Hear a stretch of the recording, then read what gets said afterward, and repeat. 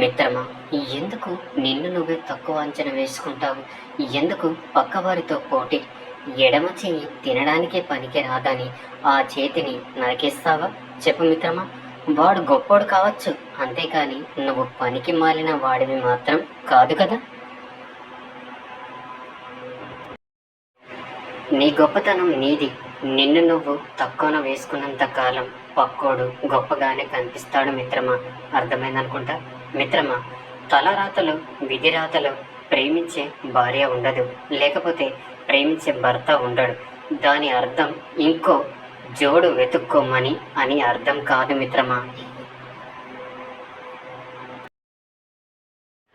లేకపోతే పక్కదారి పట్టమని అర్థం కాదు.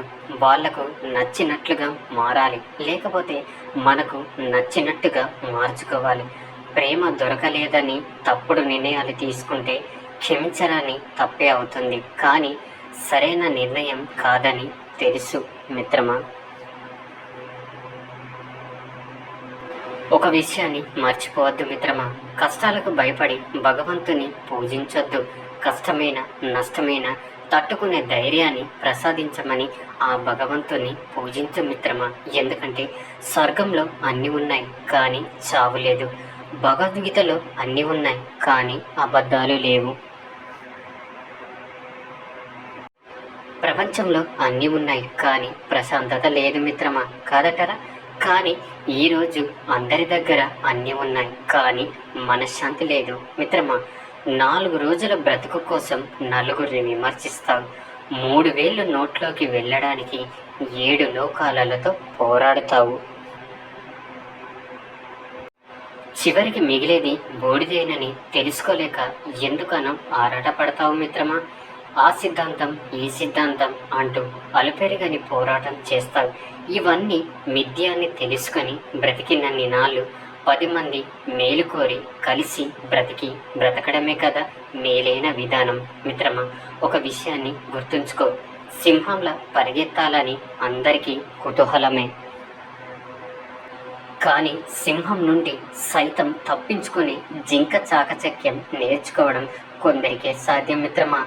జననానికి మరణానికి ఒక సమయం ఉన్నట్లే మన జీవితంలో జరిగే ప్రతిదానికి ఒక విషయం ఖచ్చితంగా రాసిపెట్టి ఉంటుంది మిత్రమా. అది రానిదే మనం ఎంత తాపత్రయం పడినా,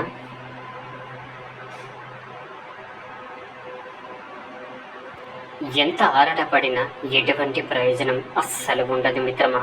ఒక విషయాన్ని గుర్తుంచుకో, ఉప్పుని కూరల్లో వేస్తే రుచి పెరుగుతుంది కదా అని పాలలో వేస్తే పనికి రాకుండా పోతాయి కదా.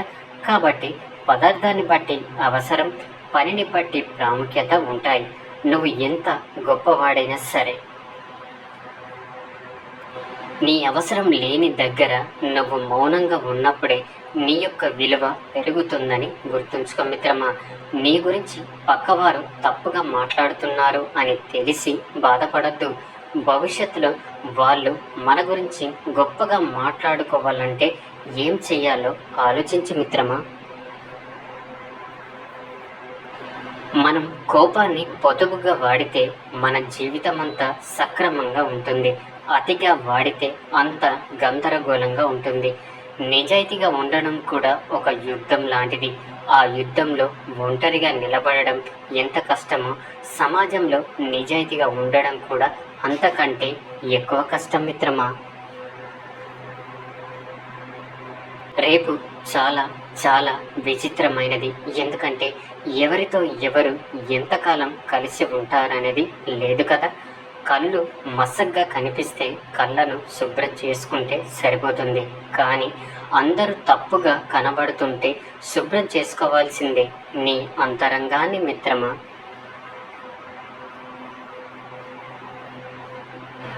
నీవు ఏ విధంగా అయితే ఆలోచిస్తావో అదే విధంగా నీ జీవితం రూపుదిద్దుకుంటుంది.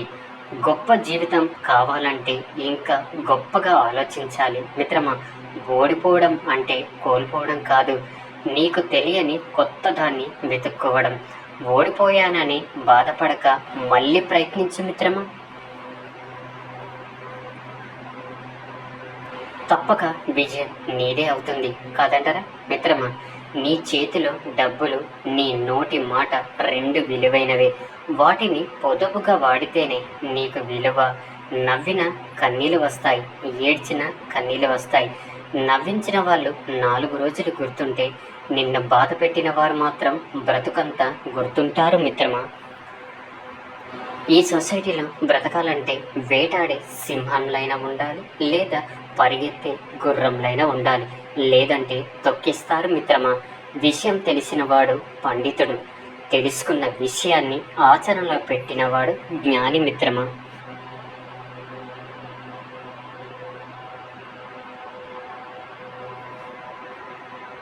నీకు మంచి చేసే వాడిని మరవకండి, మిమ్మల్ని ప్రేమించే వారిని ద్వేషించకండి, మిమ్మల్ని నమ్మిన వారిని మోసం చేయకండి. నీకు ఇష్టం లేని వారికి దూరంగా ఉండు, అంతేగాని చెడు చేయాలను, చెడు జరగాలను ఆలోచించకు. దానివల్ల నీ యొక్క టైం అనేది వృధా అవుతుంది. కొన్నిసార్లు నీ ఆనందాన్ని కూడా కోల్పోవాల్సి వస్తుంది మిత్రమా. చుట్టూ ఉన్న సమాజం ముద్ర నీ మీద పడితే నువ్వు బలహీనుడివి అని అర్థం.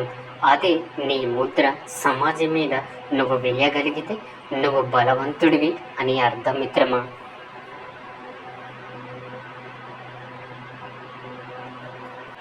ఒక్క విషయాన్ని గుర్తుంచుకో మిత్రమా, తెగిపోయేటప్పుడే దారం బలం తెలుస్తుంది, విడిపోయేటప్పుడే బంధం యొక్క విలువ తెలుస్తుంది మిత్రమా. కాదంటారా?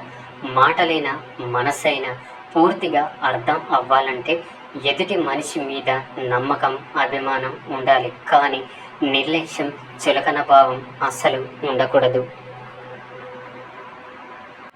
తలదించుకున్న ప్రతి ఒక్కరూ తగ్గినట్లు కాదు మిత్రమా, తగ్గిన ప్రతి ఒక్కరూ చేతగాని వాళ్ళు కాదు.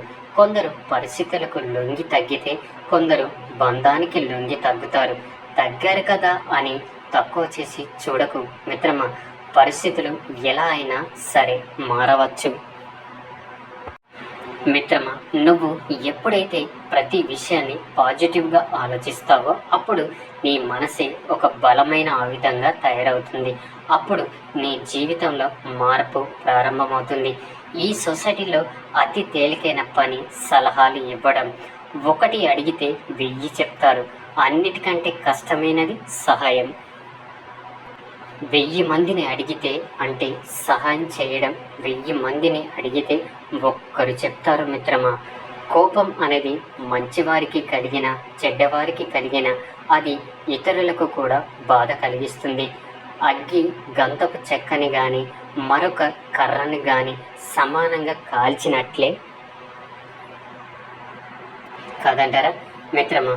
ఒంటరితనం అంటే ఎవరు లేకపోవడం కాదు, అందరూ ఉన్నా కానీ నేను అర్థం చేసుకునేవారు లేకపోవడమే నిజమైన ఒంటరితనం అంటే. గుర్తుపెట్టుకో మిత్రమా, మనిషికి నాలుక ఒక్కటే, చెవులు మాత్రం 2. దీని అర్థం తక్కువగా మాట్లాడి ఎక్కువగా వినమని అర్థం. ఎంత పెద్ద పర్వతాన్ని అయినా సరే ఈ చిన్ని కన్నుతోనే కదా చూడగలవు. అలాగే నీ మీద నువ్వు నమ్మకం ఉంచుకుంటే ఎంత గొప్ప బ్రతుకార్యాన్ని అయినా సరే సాధించగలవు మిత్రమా. ఒక వ్యక్తి ఎప్పుడైతే అధికంగా వినడం అలవాటు చేసుకుంటాడో అప్పుడే అధికంగా నేర్చుకుంటాడు. నీ జీవితం మధ్యలో వచ్చిన మధ్యలో పోయిన ఒక డబ్బు మాత్రమే మిత్రమా. నీ వాళ్ళు అనుకున్నవారు నీలో ఊపిరి ఉన్నంత వరకు నీతోనే ఉంటారని గుర్తుంచుకో మిత్రమా. ఒక విషయాన్ని గుర్తుపెట్టుకో మిత్రమా, ఎప్పుడు కూడా జీవితం అంటేనే ఒక ఆట, జీవితం అంటేనే ఒక ప్రయాణం.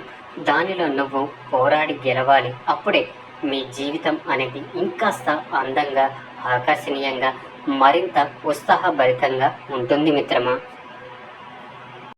విడిచి పెట్టాల్సినటువంటి 5 లక్షణాలు. 1. అందరినీ సంతృప్తి పరచాలి అని అనుకోవడం. 2. అనవసరంగా ఎక్కువగా ఆలోచించడం. 3. నిన్ను నువ్వే కించపరుచుకోవడం. 4. మార్పుకి భయపడడం. 5. గతంలో జీవించడం మిత్రమా. ఈ 5 లక్షణాలు కనుక నువ్వు విడిచిపెడితే నీ జీవితం మరి కొంచెం అందంగా మారి కొంచెం ఆనందమయంగా తయారవుతుంది కాదంటారా మిత్రమా. ఒక మగాడు ఎంత సంపాదించినా ఆడది చూపించే ప్రేమపైనే ఆధారపడి ఉంటుంది వారి సంతోషం. అవునా మిత్రమా? ఏ సూక్తిలో ఏ సూక్తి నచ్చిందో కామెంట్ చేయండి. ఈ వీడియో కనుక నచ్చినట్లయితే మరిన్ని వీడియోస్ కోసం మన ఛానల్ని సబ్స్క్రైబ్ చేసుకొని మాకు కొంచెం సపోర్ట్ చేయండి. ధన్యవాదములు.